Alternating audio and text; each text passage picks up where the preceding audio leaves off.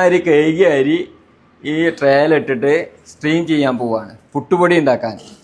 Steamer പുട്ടുപൊടിക്കല്ലേ? Steamer പുട്ടുപൊടിക്ക്. അപ്പൊ നമ്മള് steam ചെയ്യണ മെഷീനില്ലേ? ആ, സ്റ്റീം ചെയ്യണ മെഷീൻ. അപ്പൊ കഴുകിയ അരി നമ്മളിപ്പോ സ്റ്റീം ചെയ്യാന് മെഷീനിലേക്ക് ഇടുകയാണ്. മെഷീൻ ഓപ്പൺ ആക്കി ആവി ഉണ്ടല്ലേ? ഓൺ ആക്കി ഇട്ടാണല്ലേ? ആ, ആവി ഉണ്ട്.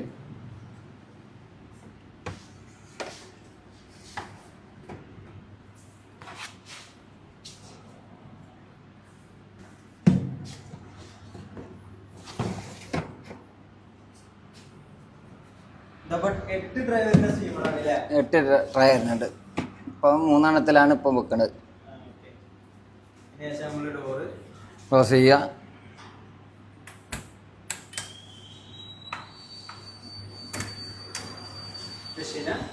മെഷീൻ ഓൺ ചെയ്യാം.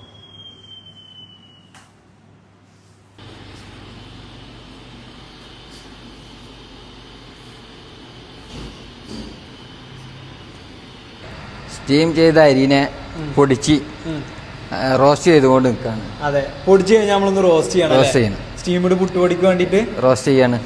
ഏറെക്കുറെ പ്രോസസ്സിങ്ങിലാണ്.